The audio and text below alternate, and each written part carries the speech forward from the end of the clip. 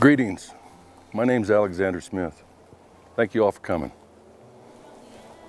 For 15 years I was a proud member of this community. I was a member of the Ancient Order of United Workmen, and I was also part of the Knights of Pythias. So I was instrumental in getting this cemetery started right here. Now little did I know I was going to be the first one here. And this is where I am right here. But first things first, I'll tell you a little bit about myself. My family's from Kentucky.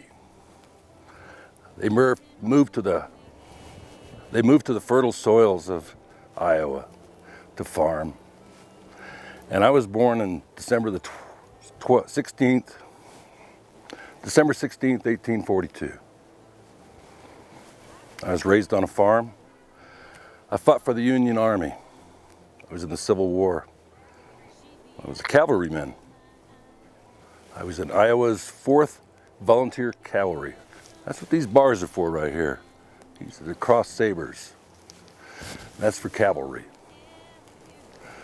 Well, after the war, I wound up here in Park City. I wound up here about 1870.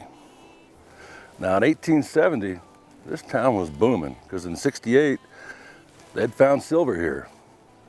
Soldiers, just like myself, that were in the Civil War, came over from Big Cottonwood Canyon, and they found the Flagstaff mine. That was the first mine here in Park City. I thought I'd come out here and make myself a fortune. Come out here and start prospecting. Well, that prospecting didn't last very long. I wasn't a miner. I think I was too good looking to be a miner, but that's another story. Anyway, I wound up just working, and I bought myself some property. And I bought some land down on Main Street and Park Avenue. And I put up livery stables, and I put up feed lots and horses and carriages. So I did what I did best, and that was work with horses. I was a horseman. Remember, I was in the cavalry, you know. We were doing pretty well back then, you know, back in the 1870s. By 1881, I was a successful businessman. And I had stables, feedlots, and I was right across from the Marsack Mill. So I did pretty well with the mines too. And I was fairly established by 1881. 1882, I met the love of my life. Her name was Phoebe Jane Pembroke. And I'd have done anything for her. But my real passion was horse racing. And we had a couple of tracks too. There was one down Salt Lake, and there was one over in Heber City. There was a lot of folks up here that did the horse racing. Most of it was trotters, and there was running. And there was a couple of tracks. There was one in Salt Lake, and there was one, I believe, down in Heber City. There was another one that happened over here just below the Glenwood. But that was after I was here, so I'm getting way ahead of myself. Anyway, we had this racetrack, and we go into Salt Lake or we go into Heber City. I thought, you know, we need a track up here.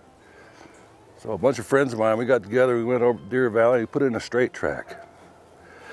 Wow, that straight track drew a lot of people, a lot of folks. We'd have 2,000 folks on a weekend. And they said as much as $3,000 changed hands over that weekend. Now that was a lot of money in 1880s. That was a lot of money. Anyway, eventually we did really well with the racing. We had our own track, and I also raised horses, so I like to race them. I love to watch horses run. My horses were fast, and sometimes I'd put a little bit more money on them than I really should have. But you kind of bet with your heart when you got your own horse rather than your head. That's okay. I did all right. I never made my family suffer for any of my gambling or my betting on horses. As a matter of fact, I did pretty well. So, well, anyway, I put a little bit more money on my horses than I should have, but and I lost some and I won some. I did all right, you know. You know, life goes on, right? Well, sadly, it didn't go on for me. I died on July 18th, 1885. I had rheumatic fever of the heart. I had a heart condition. Not too many people knew about my heart condition. I kept it pretty quiet. But anyway, when I died, the entire town was just shocked. They couldn't believe that I was gone. And to be the first one buried in the Glenwood. So, at my funeral, they actually had 2 brass bands. And all the businesses on Main Street closed up just for my funeral. Oh, I was really touched, I really was. To have that many folks thinking about you, wondering about you, caring for you, it meant a lot to me. It really did. You might want to ask what happened to Phoebe Jane. Well, Phoebe Jane met a nice fella about a year later, and she remarried and went on down to Salt Lake. That's why she's not here next to me right now. And the rest of my brothers and sisters, they moved on too. So I'm up here pretty much by myself, you know. And that's why I really appreciate you folks dropping by. It gets kind of quiet up here. I got a few friends, but thanks for coming, and thanks for listening to my story.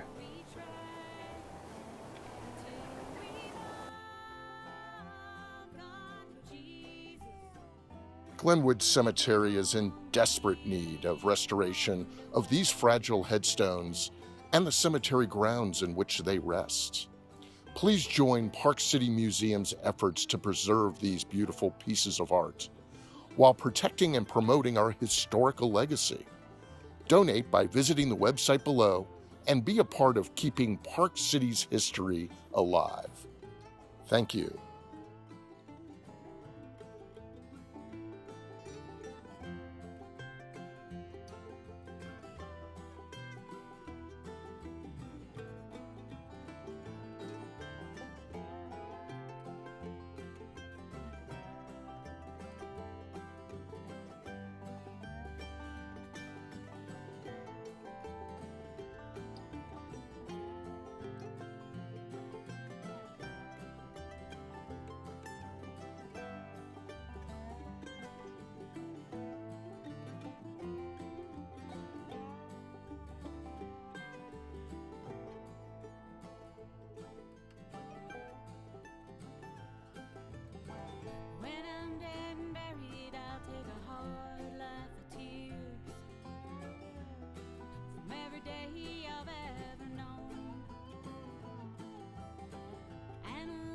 Churchyard, she got no life at all.